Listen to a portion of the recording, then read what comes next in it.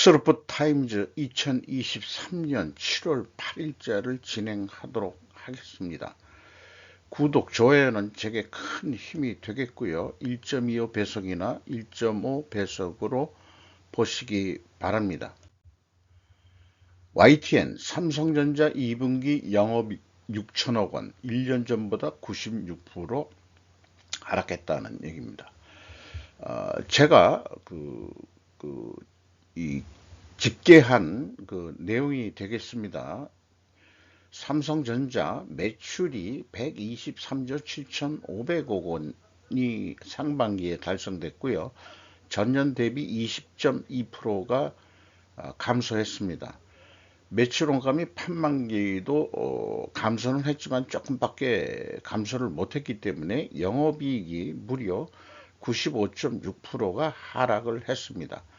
영업이익률로는 무려 17.2%가 하락을 했습니다. 전년도 상반기 18.2%라는 영업이익률은 제조업체로서는 워낙 높은 이익률이었다. 저는 그렇게 보고 있습니다.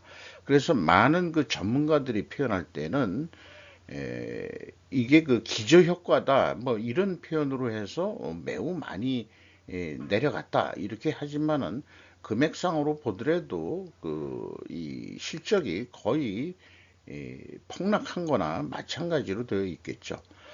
그래서 업계 추적자인 트렌드 포스라는 곳이 있는 모양인데 공급을 줄이려는 칩 제조 업체의 노력에도 불구하고 재고 수준이 지속적으로 계속 높은 수준을 유지하고 있다. 안 팔리면은 뭐 생산을 줄인다 하더라도 재고는 계속 크게 줄 수가 없는 거죠. D램의 가격을 낮게 유지하고 있다고 경고했다. 생산 감소가 분기별 가격 하락을 줄이는 데 도움이 될 수는 있지만은 노력한다 한들 2024년까지 실질적인 가격 회복은 없을 것입니다라고 이렇게 예측을 했습니다. LG 전자는 매출액이 40조 4천억 원대로서 전년 동기보다 크게 변동은 없습니다. 영업이익이 12.6% 감소했습니다. 그리고 영업이익률로 보면 0.9%가 하락을 했습니다. LG전자에 대해서 글로벌 가전 IT 기기 수입 업체에도 올해 2분기 9천억 원에 근접한 영업을 내며 실적 선방에 성공했다. 이렇게 이제 뉴스 보도는 냈는데요. 이렇게 언론기관에서 영업이익률만까지라도 계산을 해본다면은 0.9% 내려간 게 선방을 했다라고 표현할 수 있는 것인지, 또 영업이익이 12.6% 감소했는데 이거 가지고도 선방을 했다 이렇게 표현할 수 있는 건지 좀 의문스럽네요. 결국은 뭐 선방을 했다 이런 식으로 얘기하지만은 객관적으로 몇 프로 내렸다 이렇게 얘기하는 게 더 바람직한 보도 자세가 아닌가 생각됩니다. 상대적으로 LG 에너지 솔루션은 매출액이 17조 5,200억대로서 무려 86.1%가 상승했고요. 영업이익은 173.9%나 크게 상승을 했습니다. 영업이익률도 2.3%가 상승했습니다. 에너지 솔루션은 잘 나가네요. 내용을 보면은 미국의 현지 공장에 대한 보조금 수익이 이익 증가에 크게 기여했다라고 언론에서는 보도를 하고 있습니다.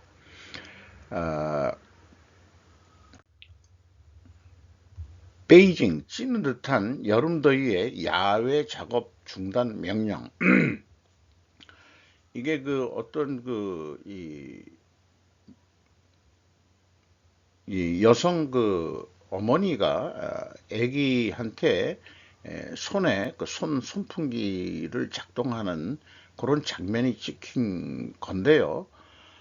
동시에 중국은 폭염 외에 홍수로 인해 수천 명의 사람들이 중국 남부의 집에서 탈출했다. 정부는 수요일 북쪽의 내몽골 북동쪽의 헤이룽장성, 남서쪽의 티베트와 스촨성의 홍수 가능성에 대한 경보를 발령했다.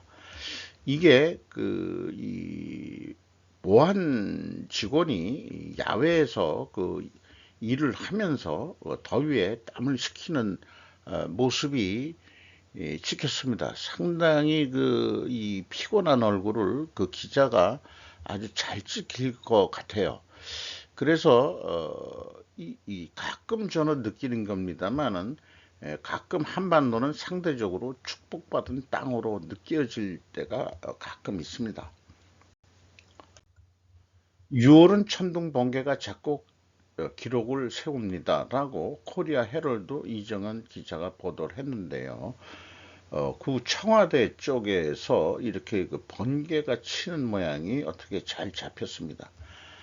기상청에 따르면 지난달 전국적으로 평균 3.5일의 번개가 쳐서 6월 평균 일절 9일을 넘어섰다고 합니다. 평균 온도는 섭씨 22.3도로 1973년 이후 네 번째로 더운 6월을 기록했습니다. 1973년은 전국적으로 기상 정확 관측망이 확대된 해인 만큼 각종 기후 기록의 기준이 된다. 우리나라가 이제 이 전국적 기상 정확 관측망이 1973년에 세워졌다. 그런 얘기가 되겠네요. 7월 7일 어저께 서울 지역 시원한 바람이 부는 날씨를 우리는 느꼈는데 섭씨 25도씨로 나타났습니다. 한반도가 사계절이 확실하고 과거에 한반도에 정착한 우리 조상들의 지혜가 돋보인다. 지하자원도 없는 이 한반도라는 땅에 정착을 해서 살고 있다는 게 미래를 내다본 것 같은데, 물론 우리도 기후변화에 큰 고생을 하고 있습니다만 상대적으로 축복받은 땅 같다, 이런 표현을 드리고 싶은 거죠. 옐런 중국 경제의 옛 수호자를 만나다, 블룸버그의 보도 내용인데 이런 표현들이 나왔습니다. 제닛 옐런 미 재무장관은 금요일 중국 경제의 두 늙은 간수들과 자리를 함께하고 두 초강대국 사이의 불안한 관계를 안정시키기 위해 고안된 이틀간의 회담을 시작했다. 그래서 류어 전 부총리와 이강 중국 인민은행장 총재와 비공식 회담을 했지만 실질적이었다, 이렇게 얘기하고 금요일 오후 베이징에서 리창 중국 총리를 만난 후 미국 재계 인사들과 회담하는 것을 볼 것이다. 이렇게 표현을 했습니다. 류는 시진핑에게도 크게 신뢰를 받는 사람이지만 현재 부총리 쪽에서는 물러나 있는 상태인데, 맨 처음 만난 사람이 류입니다만은 류 부총리는 트럼프 행정부 시절 시작된 무역 전쟁 종식 협상에서도 역할을 했는데 충실히 당하는 역할을 열심히 했던 사람이죠. 그리고 이 사람도 미국 유학파 출신으로 되어 있습니다. 제닛 옐런이 미중 관계를 복구하는 것을 더 어렵게 만드는 네 가지라고 CNN은 보도를 했습니다. 그것이 칩 전쟁, 미국 기업에 대한 습격, 조사하고 이런 거죠. 중국 내에 있는 미국 기업에 대한, 중국에 대한 투자 제한 가능성, 디리스크, 이렇게 네 가지를 미중 관계 복구하는데 어렵게 하는 장애 요인이다, 이렇게 얘기를 하고 있습니다. 리창 중국 총리는 이러한 개념들은 잘못된 명제라고 말하고 정부가 아닌 기업들이 위험을 제거하는 결정을 내릴 것을 요구했다. 그러니까 정부가 관여하지 말고 위험 제거는 기업이 선택할 문제 아니냐라고 정경분리 같은 얘기를 하고 있습니다. 경제 세계화는 변함이 없으며 더 많은 협력과 소통이 있어야 한다고 그는 덧붙였다. 하지만 무역은 어느 정도 그래도 계속 호조를 보이고 있고 양측 모두 국가 안보와 국익을 명분으로 상업적 제한을 강화하고 있다. 이렇게 표현을 하고 있습니다. 이러한 추세가 계속된다면 문제의 상품과 서비스가 겉보기에는 평범하고 온화한 곳에서도 강력한 경제 참여를 유지할 수 있는 두 나라의 능력을 실제로 위협할 수 있다라고 표현하고 있습니다. 제가 제목을 이렇게 한번 표현해 봤어요. 지금 돌아가는 그 상황을 보고서 느끼는 건데, 정치 외교와 경제는 분리가 가능한가?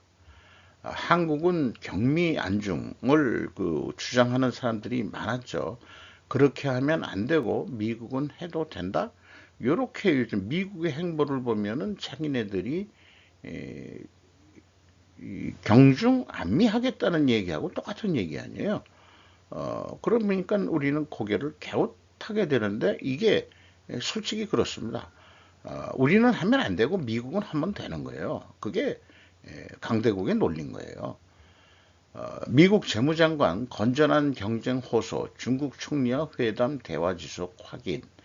이렇게 이제 그 일본 시사통신은 얘기를 했는데, 옐런 씨는 공정한 규칙에 의한 양국의 이익이 되는 건전한 경쟁을 목표로 표명하고 회담에 앞서 참석한 미국 기업가의 회합에서도 그렇게 얘기를 했고 반도체 원자재가 되는 주요 광물에 관한 중국이 내놓은 수출 규제를 우려했다. 이렇게 얘기를 했습니다.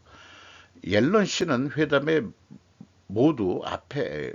앞서서 이런 얘기죠. 미국은 상황에 따라서는 안전 보장에 목적을 맞춘 대응을 취할 필요가 있다라고 언명을 하면서도 한편 그러한 대응에 동의하지 못해도 경제 금융 관계를 불필요하게 악화시키는 오해에 이어져서는 안 된다라고 했고 대화를 심화시킬 필요성을 지적했다. 경미 안중을 주장하는 사람들이 아마 이와 똑같은 말들을 했을 것 같아요. 그러나 한국은 그렇게 하면 안 된다는 게 현실적인 장애죠, 장애. 그래서 YTN은 격해지는 미중 치킨 게임이라는 표현으로 그럼에도 헤어질 수 없는 이유라고 했는데 핵심은 중국의 핵심 광물 자원 점유율을 얘기를 하고 있고 그 다음에 중국의 핵심 광물 정제 점유율도 얘기를 하고 있습니다. 그리고 기업인과 정치인 서로의 이해관계가 이번에 맞아떨어져서 이렇게 되고 있는 것이 더 설득력 있게 보인다 이렇게 표현을 했는데요. 글쎄요. 그리고 호주 쪽에서는 2030년까지 주요 광물 분야 세계적인 생산국이 되겠다. 중국이 제동을 거니까. 그리고 중국은 경제 관계를 정상화 하기를 원하면서도 중국 대외관계법과 간첩법을 7월 1일부터 강하게 개정 시행하면서 모순된 그런 모습을 보여주고 있죠. 중국 자체도 모순인 겁니다. 중국은 간첩법과 대외관계법과 같이 정치적으로도 방어 일변도 면서 동시에 자유무역을 주장하는 모순의 원인은 무엇인가? 제 수준으로 뭐 근본적인 원인을 제가 어떻게 얘기하겠습니까마는 어저께 지득한 2021년 더 긴 정보의 시진핑 악몽의 시나리오를 5가지 정도 냈는데 대량 실업이 부르는 사회 정치 불안 요거 요즘에 일어나고 있죠. 홍수와 식량 오염, 역병 등 이딴 자연재해 뭐 홍수도 그렇지만 요즘은 이 폭염이 또 문제고 홍수도 동시에 일어나고 있죠. 중국의 위협에 대한 국제적이고 일관된 맞불 전략, 디리스킹이라고 요즘 얘기할 수 있겠고, 시기상조의 군사 충돌을 초래하는 시의 전략적 오산, 요게 이제 대만 관계일 거 얘기일 것 같고, 이런 네 가지 요인이 겹쳐서 일어나 당내 조직적 반란이 있을 수도 있다는 최악의 시나리오가 있다 이거예요. 중국의 시스템은 해결할 수 없는 구조적 균열을 내부에 안고 있다. 가장 장관인 것은 레닌주의 정당이 이데올로기의 구조이다. 한편 민간 부분은 끝없는 성장을 추구한다. 자유시장 경제를 요구한다는 거죠.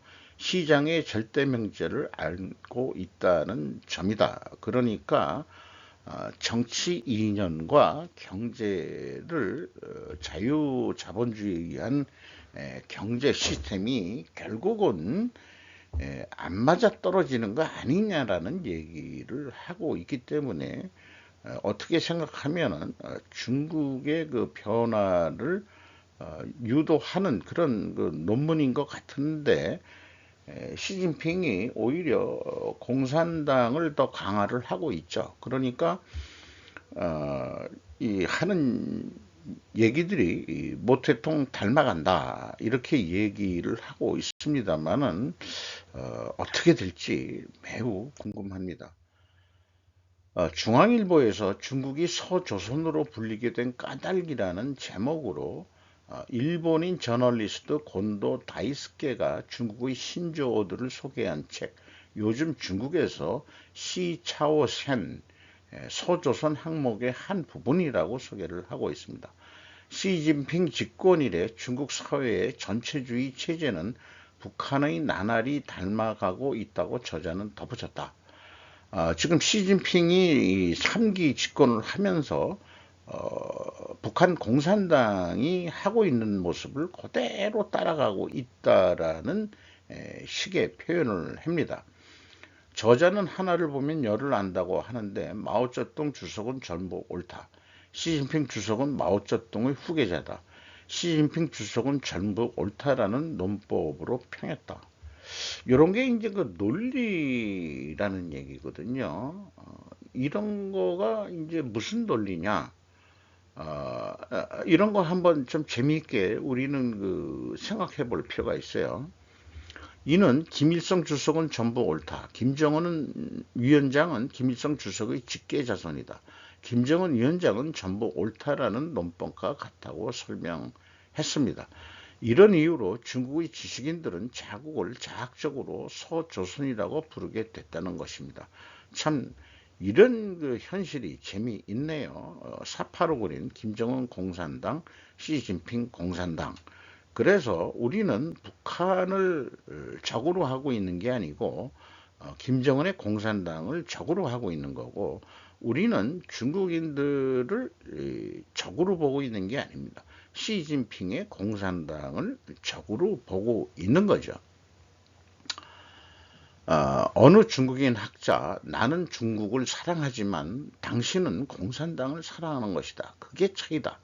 그러니까 이 중국인 학자는 중국을 사랑하기 때문에 시진핑이나 공산당이 중국에 집권하면서 수천만 명의 그 인구가 기아로 죽어나갔다 하는 그런 역사적 사실들을 왜 가르치지 않느냐, 이런 것들에 대한 논쟁이 있었다는 거죠. 이런 양심적인 학자가 중국에 존재한다는 것에 대해서 아주 그 고무적으로 생각이 됩니다.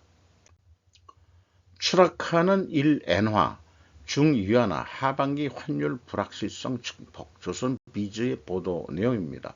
하반기 원달러 환율 불확실성이 높아지고 주요국 통화가치 차별화 흐름이라는 제목으로 했습니다만은 최근까지 145원대까지 떨어졌는데, 이것이 어떤 그 중국의 전문가는 150엔, 아니 일본의 그 전문가는 150엔까지 추락할 수 있다 라고 얘기하기도 합니다. 한국은 과거 50회 이상의 외적이 침입하였는데 재벌이 도산하고 온갖 계책이 바닥난 한국에서 시작한 아시아 외환위기, 한국인들의 설마의 반응, 나까지마 세이야라는 사람이 현대 비즈니스에 기고한 글인데요. 지금 일본을 둘러싼 상황은 극적으로 호전되고 있다. 이 천재일우의 기회를 어떻게 살리느냐라고 하면서 1997년 아시아 외환 위기를 예로 들면서 신화 붕괴의 충격이라고 또 표현을 하고 이 외환위기는 아시아 외환위기는 그해 초 한국 재벌그룹의 부도와 금융 시스템의 불안으로 시작했다. 이렇게 그 진단을 하고 있습니다. 그럼에도 불구하고 한국은 과거 50회 이상 외적이 침입하였지만 국민이 한마음으로 난국을 극복한 이번 IMF 시대 역시 반드시 극복할 수 있다는 강력한 목소리가 각지에서 물어본 것은 인상적이었다라고 얘기를 하고 있습니다. 그때 금모으기 운동도 했죠. 실질적인 도움이 됐는지 안 됐는지는 모르겠지만은 그래서 그 한편 중국은 해외 자금이 지금 빠져나가고 있는데 해외 투자가 대중 증권 투자에는 한계가 있는 실정이다라고 또 표현을 하고 있습니다.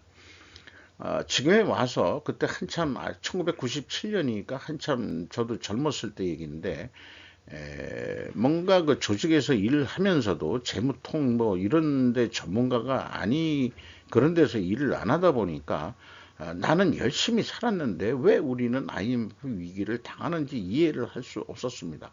IMF 위기는 일반인들은 근본적인 원인을 아직도 잘 모른다고 저는 생각합니다.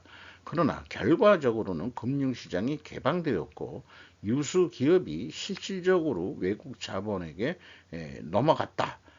이런 게 결과였다. 그래서 그때 그 김대중 대통령이 집권을 하면서 IMF가 또한 터졌기 때문에 김대중 대통령이 대통령 되자마자 이것을 풀어야 했는데 그때 찾아온 사람이 그 조지 소로스 아닙니까?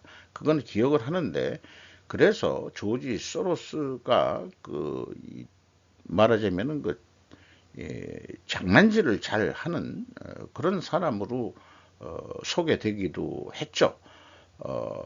그걸 그 선물 거래가 아니고 뭐라 그러던데 그런 거로 투매를 하고 뭐 이런 식의 또 악명도 있는 사람으로 알고 있습니다. 그러니까 힘 있는 자를 불러다가 해법을 충고를 듣고 미국 재무부하고 협상을 하면서 우리는 IMF를 넘길 수 있었습니다. 우리나라의 힘으로 넘긴 건 아니고 결국은 금융시장 개방과 한국의 아주 알짜배기 기업들이 실질적으로는 넘어갔다는 거. 금융시장 그 시중은행들 요즘 시중은행에 대해서 그 현 정부가 여러 가지 경쟁 체제를 만들려고 노력을 하는데 시중은행을 장악하고 있는 외국계 자본들이 곱게 보지는 못할 수도 있어요. 하지만은 지금 한미 동맹을 강화하는 입장이기 때문에 그 미국 그 금융 자본들은 아마 침묵을 할 수밖에 없을 것으로 저는 그렇게 보입니다. 모럴이 결여된 미국 금융기관이 저지른 이 제2는 리먼 쇼크이다. 그 7년 전의 2001년 미국은 IT 버블 붕괴에 직면했었다. 그때 워싱턴의 백악관을 찾아 로런스 린지 보좌관과 이 저자는 만났다는 얘기입니다. 그런 내용도 이렇게 그 소개를 하고 있습니다. 미국 달러에 의한 그 파도를 상징적으로 잘 그렸습니다. 그러니까 이 세계 그 패권 화폐이기 때문에 달러가 현재로서는 필요하면은 일본도 당했고 지금 중국 우리나라도 97년에 당했고 솔직히 그리고 지금 중국도 유사하게 당하고 있는 중이다. 결국 금융의 힘으로 다 제압을 해 나가고 있다. 옛날하고 틀리다는 얘기죠. 옛날에는 무력이지만은 요즘엔 돈의 힘으로 제압을 해 나가고 있다. 이렇게 이해가 됩니다. 수요 급증 속에 한국라면 수출 4억 달러 돌파 사상 최대라고 또 이 기사가 나왔네요. 뭐 좋은 얘기입니다.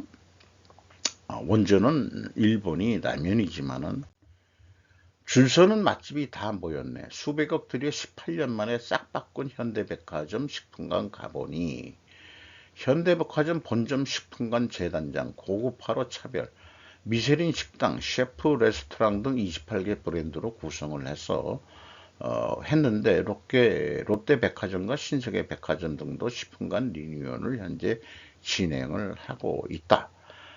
가스트로 테이블이라는 용어가 있는데 미식, 가스트로노미라는 거하고 다이닝 공간, 테이블의 합성으로 해서 현대백화점의 브랜드 그 식품점의 브랜드명으로 가스트로 테이블이라고 정한 것 같습니다. 이게 그 현대백화점 본점이 압구정동에 있는 거니까 제 생각인데 제가 살고 있는 동네 가까운 데도 현대백화점이 들어와 있습니다만은 거기는 이런 리뉴얼을 언제 할지 모르겠습니다만은 가끔 그런 생각이 들어요.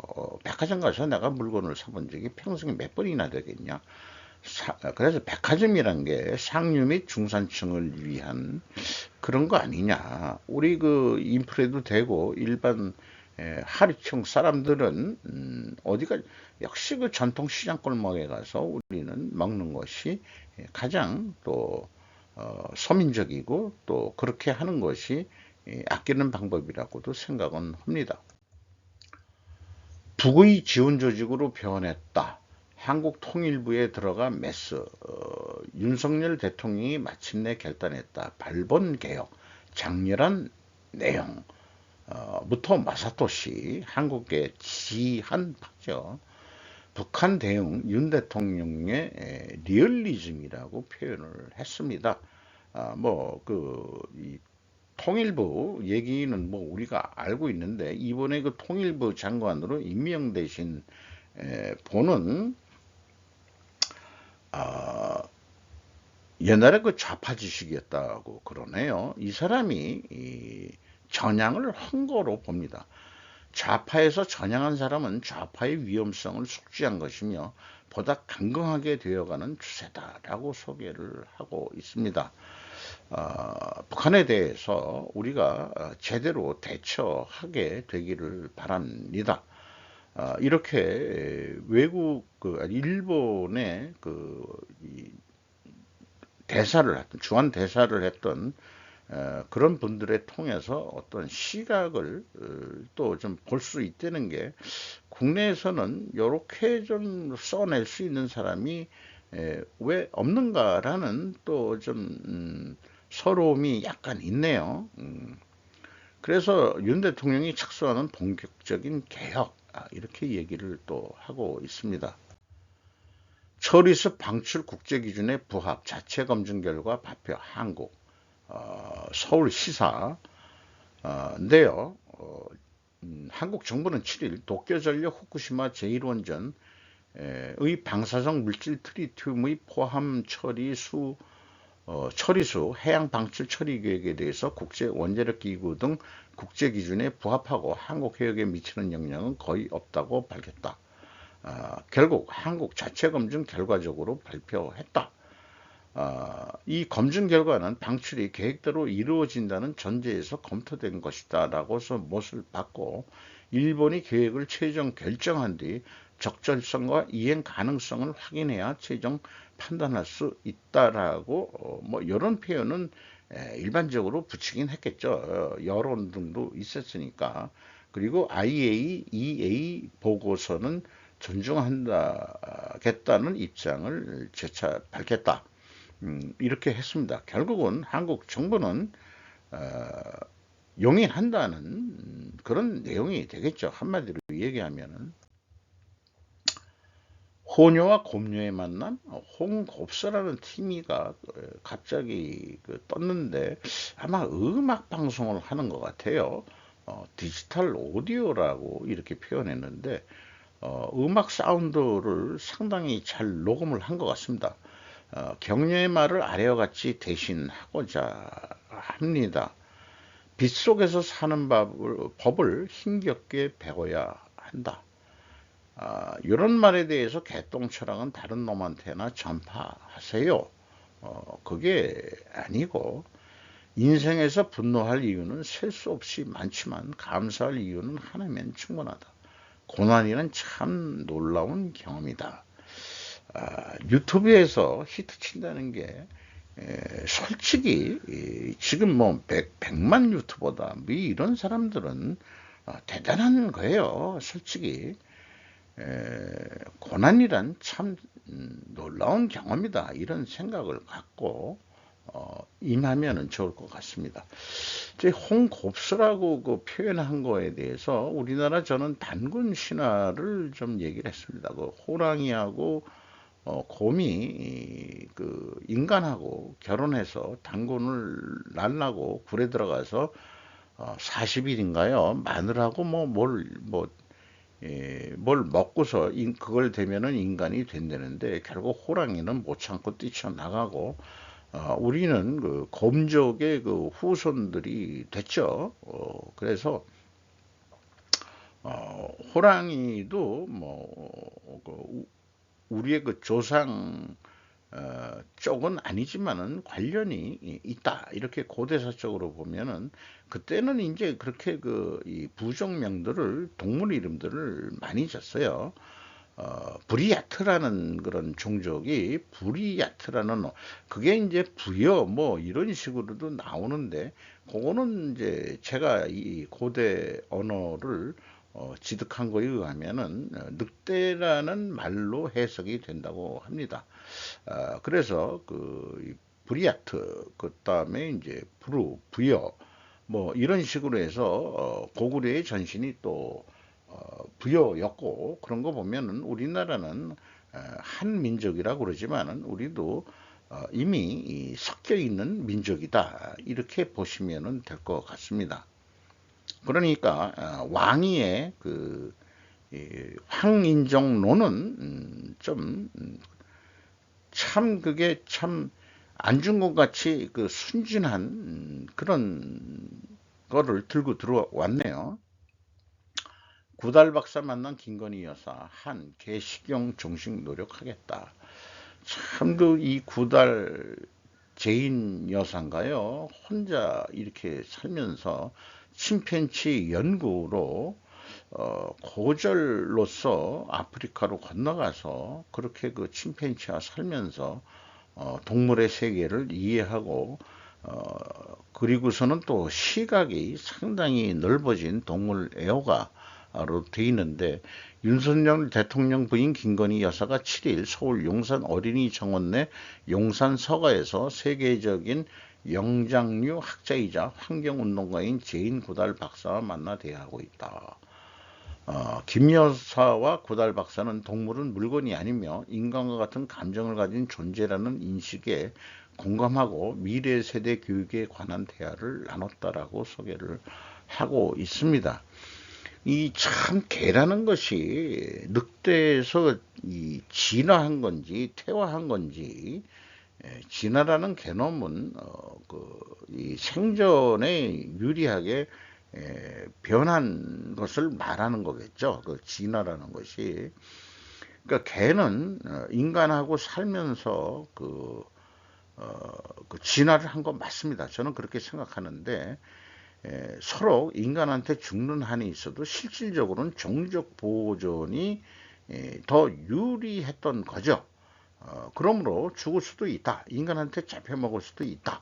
는 걸 알면서도 인간한테 꼬리를 치면서 그렇게 이 생존 전략을 가지고서 개는 진화를 해왔던 것으로 우리는 이렇게 생물학적 표현으로 한번 표현해 볼 수도 있다고 생각합니다.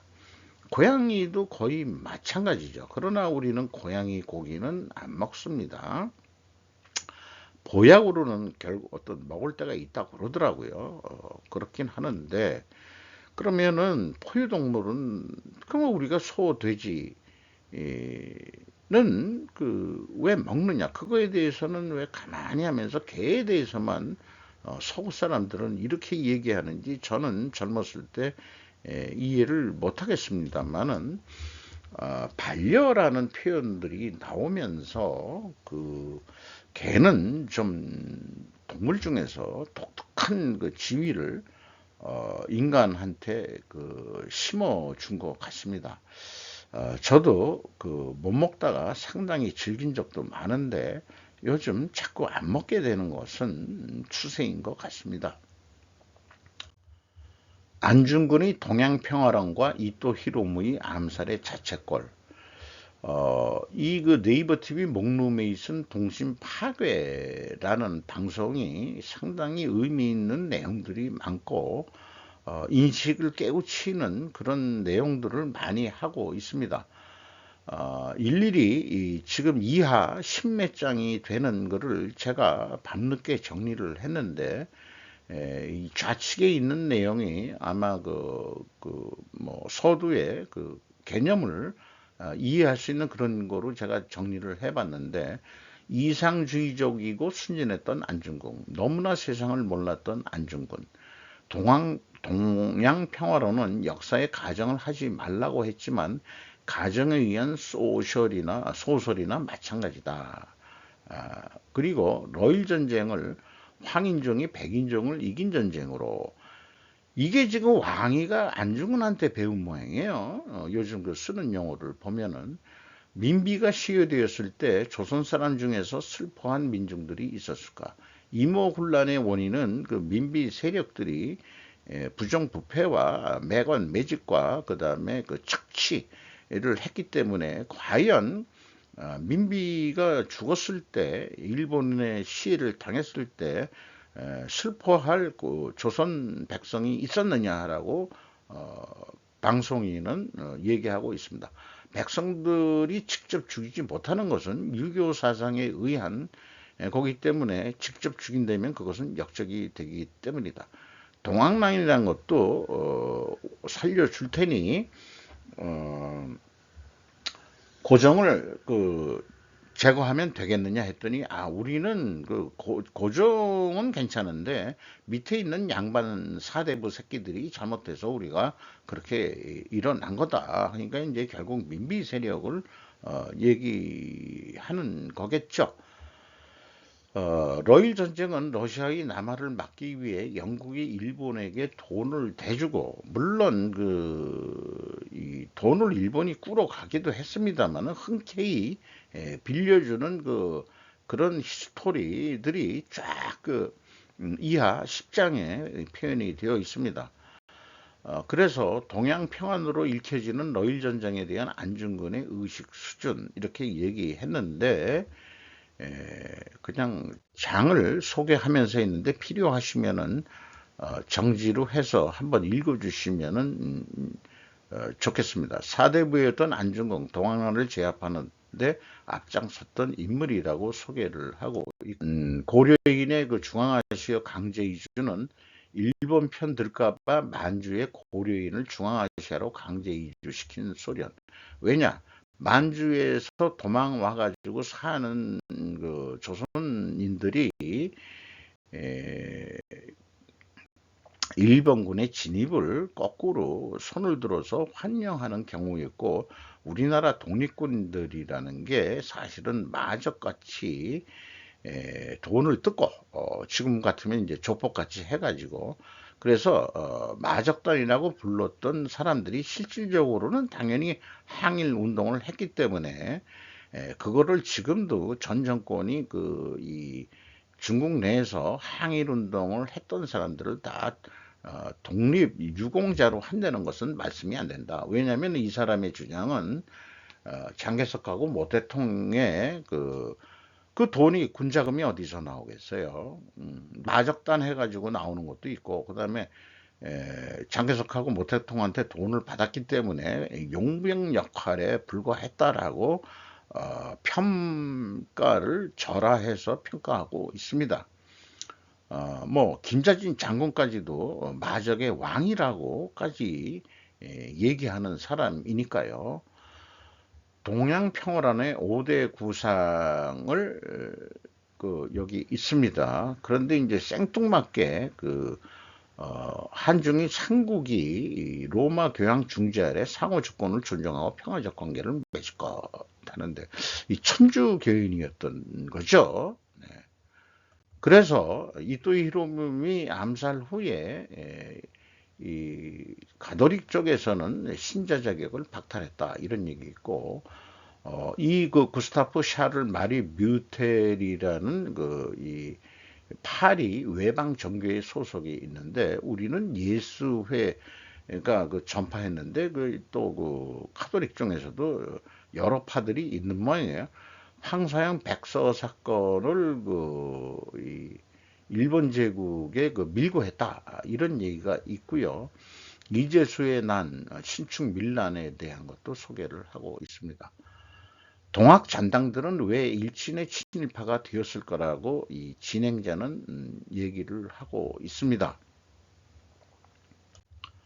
안중근은 일본의 군국자들의 편이었다. 왜냐하면 이토이 히로부미가 실질적으로 조선에서 했던 정책들은 오히려 지지를 받았고 평화롭게 했는데 결국은 이토 히로부미를 제거하고 싶었던 일본 군부 세력의 희망사항을 대행해 준 거나 마찬가지 꼴이 됐기 때문에 자충수다 이렇게 얘기를 하는 거죠.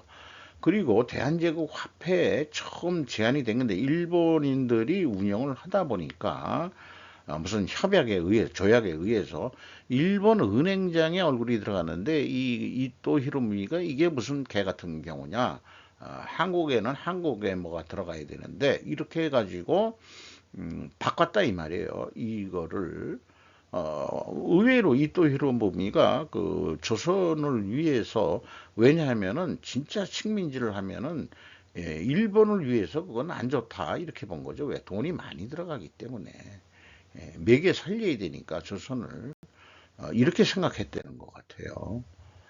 어, 한번 읽어보시고 이토 히로부미가 조선에 행한 정책에 대해서도 객관적인 이런 거 역사교육 이 좌파 애새끼들은 안 가르친다 이거죠. 역사 왜곡하지 마라. 있는 사실은 그대로 가르쳐야 된다. 러일 전쟁 군자금을 빌리는 거기에서 이제 유대인들이 소개가 제이콥 시프라고도 하고 이분에 대한 것도 요거는 제가 검색을 해서 했는데 일본도 거대한 러시아하고 싸우기 위해서 돈이 필요했고 러시아는 상대적으로 돈을 못 빌려서 했다. 그런데 안중근은 그런 시각이 없이 황인종 정도 수준으로 얘기를 하고 있는 거니까 그때 청나라하고 조선이 뒤통수를 깠대면은 일본이 그렇게 못 이겼을 거다 하는데 뒤통수를 깔 만한 힘이나 그런 상황이 있었던 것도 아닌 정세 파악이 너무나 아니라고 속된 말로 하면은 무식했다 그런 얘기를 하고 있는 거죠. 보고 계획에 대해서도 소개를 하고 있고요. 그리고 이 일본도 이 총리 대신들의 테러 사건으로 죽은 사람들의 얘기입니다. 이게 이제 군부 세력하고 뭐 갈등 관계가 있는 것 같아요. 그러니까 결국은 대본영 이과 그다음에 메이지 유신 정치 세력, 군부 세력도 결국 메이지 유신을 통해서 나온 거지만은 날이 갈수록 대본영 군부 세력들의 힘과 내부적으로 이 갈등이 있었던 그런 일본이었다고 생각합니다. 로스차일드 이름이 이제 나오기 시작을 많이 하고 있네요. 글로벌 금융 하면은 꼭대기에 로스차일드가 있다 이런 것을 얘기를 하고 있습니다.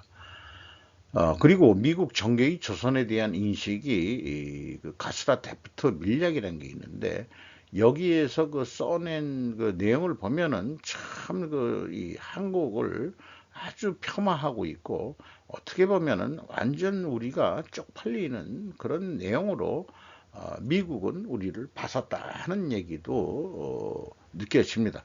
이상 마치도록 하겠습니다.